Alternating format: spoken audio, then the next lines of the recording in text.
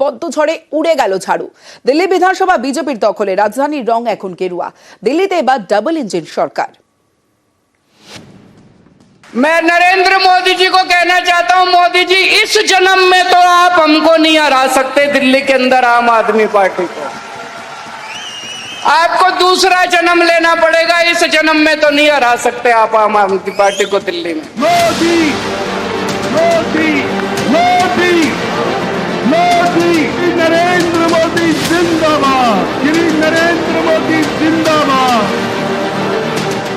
হুঙ্কারি সার, দিল্লিতে বিজেপির জয় জয়কার।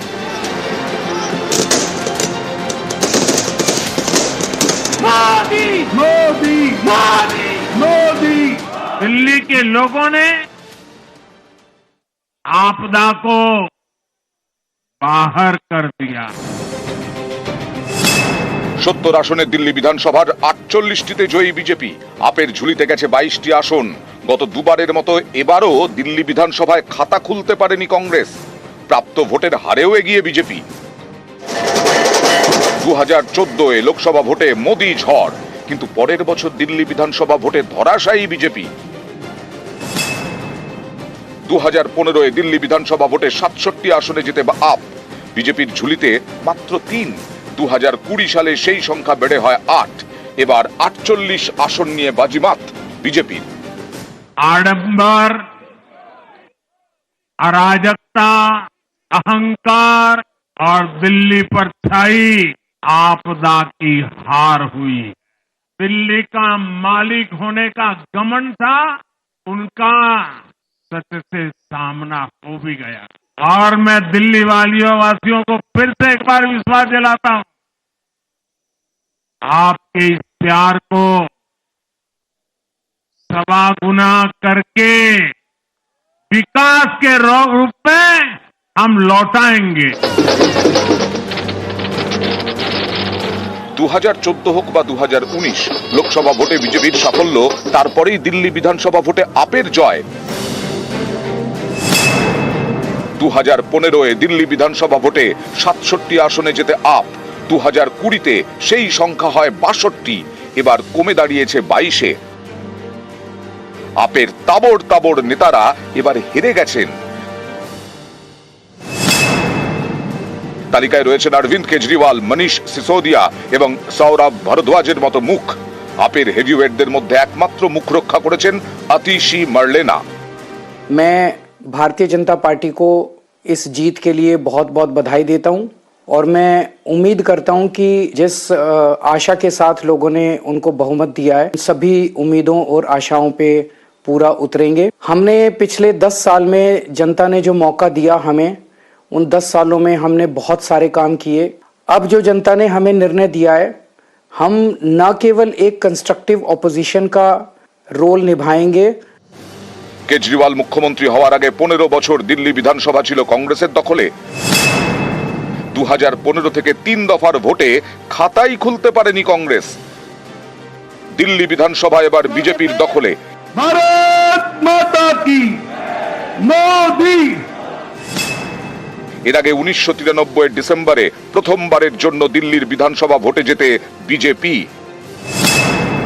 31 বছর পর ফের দিল্লি বিধানসভায় ফুটল পদ্ম। নিউজ 18 বাংলা। দিল্লিতে গেরুয়া ঝড়, আর তারপরেই কেজরিওয়ালকে বেইমান কটাক্ষ। দুর্নীতি মুক্ত রাজনীতি স্বপ্ন ফেরি কেজরিওয়ালের। আদতে নিজেকে বেইমান প্রতিপন্ন কেজরিওয়ালের আজ আন্না হাজারের কষ্ট লাঘব হয়েছে। কেজরিওয়ালকে আক্রমণ প্রধানমন্ত্রী নরেন্দ্র মোদী। दिल्ली को खुशहाल कर नरेंद्र मोदी जिंदाबाद। ये आपदा वाले ये कहकर राजनीति में आए थे कि हम राजनीति बदल डालेंगे, लेकिन ये कट्टर बेईमान निकले। वरिष्ठ महानुभाव श्रीमान अन्ना हजारे जी का बयान सुन रहा था। अन्ना हजारे जी काफी समय से इन आपदा वालों के कुकर्मों की पीड़ा झेल रहे थे। आज उन्हें भी उस पीड़ा से मुक्ति मिली होगी। দিল্লি দখলের পর কংগ্রেসকে পরজীবিত মোদীর শূন্যের রেকর্ড করেছে হার, নিজেও হারে শরিকদেরও ডোবায়। বাংলা বিহারের উদাহরণ টেনে জোটে ফাটল ধরানোর কৌশলে শান প্রধানমন্ত্রী। कि कांग्रेस एक परजीवी पार्टी बन चुकी है, ये खुद तो डूबती है, अपने साथियों को भी डुबोती है। कांग्रेस एक के बाद एक अपने सहयोगियों को खत्म कर रही है। कांग्रेस उस वोट बैंक को छीनने की कोशिश कर रही है जिस पर समाजवादी पार्टी और बीएसपी अपना हक मानती थी। ठीक ऐसा ही हाल जम्मू कश्मीर, बंगाल में भी कांग्रेस ने अपने सहयोगियों का किया है कि जो भी कांग्रेस का हाथ एक बार थामता है उसका बंटाधार होना तय हो जाता है।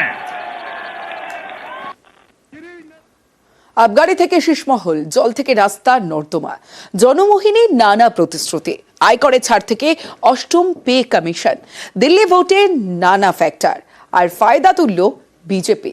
দিল্লির দিলে এবার ফুটল পদ্ম।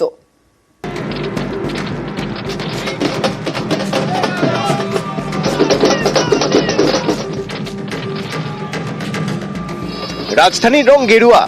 কেজরিওয়ালের আপ সরকারকে হারিয়ে এবার দিল্লি বিধানসভা বিজেপির দখলে। অনেকেই বলছেন দিল্লির ভোটে বড় ফ্যাক্টর হয়েছে আবগারি দুর্নীতির অভিযোগ। দুর্নীতির বিরুদ্ধে প্রথমে আন্না হাজারের সঙ্গে আন্দোলন, তারপর দুর্নীতিমুক্ত রাজনীতির স্বপ্ন দেখিয়ে কেজরিওয়ালের আম আদমি পার্টি ক্ষমতায় আসে। সেই কেজরিওয়ালকেই আবগারি দুর্নীতির অভিযোগে জেলে যেতে হয়, যাকে এবারে প্রচারে বারবার অস্ত্র করেছে বিজেপি। দিল্লির ভোটের ফলে স্পষ্ট কেজরিওয়ালকে টার্গেট করে পদ্মের প্রচার ফল দিয়েছে। मैं बार बार बताते गया लेकिन उनके दिमाग में नहीं आया और आखिर शराब के बारे में उन्होंने एक मुद्दा उठाया कि शराब की दुकान, उसमें शराब की बात क्यों आ गई? पैसा, धन और दौलत इसमें बह गया है कि ये चारित्र के बारे में बोलता है और दूसरे बारे में शराब की बात बता। দিল্লির মোট ভোটারের 45% মহিলা, অর্থাৎ মহিলাদের মন জিততে পারলে অনেকটাই অ্যাডভান্টেজ। বাংলার লক্ষ্মীর ভান্ডারের কায়দায় দিল্লিতে মহিলাদের ভাতা দেওয়ার ঘোষণা করে সব পক্ষ। আপের আশ্বাস ছিল মহিলাদের প্রতি মাসে 2100 টাকা ভাতা, আর বিজেপি কংগ্রেস বলেছিল 2500 টাকা। বিজেপি কংগ্রেস সরকারি চাকরিতে মহিলাদের 33% সংরক্ষণেরও প্রতিশ্রুতি দেয় তাদের ইশতেহারে। মহিলাদের নিখরচায় বাসে যাতায়াতের আশ্বাস দেয় আপ বিজেপি। ভোটের ফলে স্পষ্ট মহিলাদের ভোটের একটা বড় অংশ নিজেদের দিকে টানতে পেরেছে বিজেপি। দিল্লি ভোটে মূল লড়াই হয়েছে আপ এবং বিজেপির। দুই দলই অটো চালকদের জন্য জীবন এবং দুর্ঘটনা বীমার আশ্বাস দেয়। এক ধাপ এগিয়ে অটো চালকদের মেয়ের বিয়েতে 1 লক্ষ টাকা সাহায্যের ঘোষণা করে আপ। দিল্লিতে আয়ুষ্মান যোজনা চালুর প্রতিশ্রুতি দেয় পদ্ম শিবির। প্রত্যেক দিল্লিবাসীর জন্য 25 লক্ষ টাকার স্বাস্থ্য বীমার আশ্বাস দেয় কংগ্রেস। 200 ইউনিট অবধি বিদ্যুৎ এবং জলের বিল মাফ করার আশ্বাস দেয় আপ।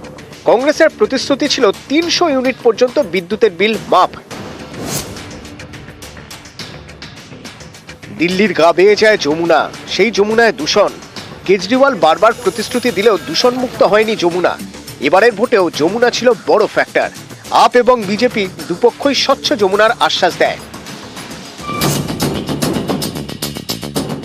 গত বুধবার ছিল দিল্লি বিধানসভার ভোট, আর তার আগের শনিবার বাজেট পেশ করেন কেন্দ্রীয় অর্থমন্ত্রী। ভোটমুখী বাজেটে ঘোষণা করা হয় বছরে 12 লক্ষ টাকা পর্যন্ত আয়ে কর দিতে হবে না। বিশেষজ্ঞরা বলছেন আয়করে এই ছাড় দিল্লি ভোটে বড় ফ্যাক্টর হয়েছে। বিজেপি এবার ফায়দা পেয়েছে। এছাড়া ভোটের আগে অষ্টম পে কমিশনও ঘোষণা করে মোদী সরকার। এটাও দিল্লির সরকারি কর্মচারীদের মন জিততে সাহায্য করেছে। নিউজ 18 বাংলা। টানা 3 বার দিল্লিতে কংগ্রেসের হাত খালি। কংগ্রেস শূন্য হলেও বেশি কিছু আসনে আপের ভোট কেটে তারা জিতিয়ে দিল বিজেপিকে। তৃণমূলের দাবি, এবার জাতীয় স্তরে বিজেপি বিরোধী প্রধান মুখ হিসেবে তুলে ধরা হোক মমতা বন্দ্যোপাধ্যায়কে। দিল্লিতে এবার ডাবল ইঞ্জিন, কেন্দ্রে বিজেপি সরকার, দিল্লিতেও বিজেপি সরকার। 70 আসনের দিল্লি বিধানসভা, বিজেপি জিতল 48টিতে, আপের ঝুলিতে 22, কংগ্রেস এবারেও শূন্য। 24 লোকসভা ভোটের পর বারবার ধরাশায়ী হচ্ছে কংগ্রেস। হরিয়ানায় হার, মহারাষ্ট্রে ভরাডুবি, আর দিল্লিতে এবারেও কংগ্রেসের হাত খালি। এই পারফরমেন্স দেখে অনেকেই বলছেন কংগ্রেসের উচিত আঞ্চলিক দলগুলিকে আরো বেশি করে গুরুত্ব দেওয়া, তাদের হাতেই বিরোধী জোট ইন্ডিয়ার রাশ ছেড়ে দেওয়া। মমতা বন্দ্যোপাধ্যায় সামনে এলে সবসময় ভালো হয়। ওর একটা রাজ্য সলিডলি ওর সঙ্গে আছে, ওর একটা ইমেজ লড়াকু নেত্রী হিসেবে সারা ভারতবর্ষে রয়েছে। ওকে সামনে নিয়ে এলে ভালো হয়। দিল্লির 17 বিধানসভা আসনে ভোট কাটাকাটির অঙ্কে জিতে গেছে বিজেপি। 2015-2020-তে বিজেপি বিরোধী ভোটের প্রায় পুরোটাই পায় আপ। এবার সেই আপের ভোটে ভাগ বসিয়েছে কংগ্রেস, যার জেরে আপের স্বপ্নভঙ্গ আর বিজেপির বাজিমাত। যেমন নিউ দিল্লি বিধানসভা কেন্দ্র, এখানে অরবিন্দ কেজরিওয়ালকে হারিয়ে দিয়েছেন বিজেপির পারভেশ বর্মা। নিউ দিল্লিতে বিজেপি 4000 ভোটে জিতেছে আর কংগ্রেস পেয়েছে 4500 ভোট। কংগ্রেসের এই 4500 ভোট আপের দিকে গেলেই বিজেপি হেরে যেত। একই ছবি জঙ্গপুরায়, এখানকার আপের প্রার্থী ছিলেন হেভিওয়েট মনীষ সিসোদিয়া। দিল্লির প্রাক্তন উপমুখ্যমন্ত্রীকে হারিয়ে দিয়েছেন বিজেপির তরবিন্দর সিং মারওয়া। জঙ্গপুরায় 7000-এর বেশি ভোট পেয়েছে কংগ্রেস, আর কান ঘেঁষে বেরিয়ে গিয়েছে বিজেপি। এবারে দিল্লি বিধানসভা ভোটে নজর কেড়েছে মুস্তাফাবাদ কেন্দ্রটি। মুস্তাফাবাদ কেন্দ্রে মুসলিম ভোট ফ্যাক্টর, এখানেও ভোট কাটাকাটির খেলায় জিতে গেছে বিজেপি। বিজেপি প্রার্থী জিতেছেন 17,000-এর বেশি ভোটে, কংগ্রেস পেয়েছে প্রায় 12,000 ভোট, মিমের প্রার্থী পেয়েছেন প্রায় 33,000 ভোট। দিল্লিতে মোট 17টি বিধানসভা আসনে এভাবে আপের ভোট কাটার ফায়দা পেয়েছে বিজেপি। নিউজ 18 বাংলা। 31 বছর পর রাজধানী দখল বিজেপির। হরিয়ানা মহারাষ্ট্রের পর দিল্লির রায়ে চাঙ্গা বঙ্গ বিজেপি। এবার টার্গেট বাংলা। হুঙ্কার বিজেপি রাজ্য সভাপতির। সুকান্তর দাবিতে আমল দিতে নারাজ তৃণমূল। 26-এর ভোটে 250 আসন জোড়াফুলের দখলে। চতুর্থবার মুখ্যমন্ত্রী হবেন মমতাই, পাল্টা চ্যালেঞ্জ কুণালের।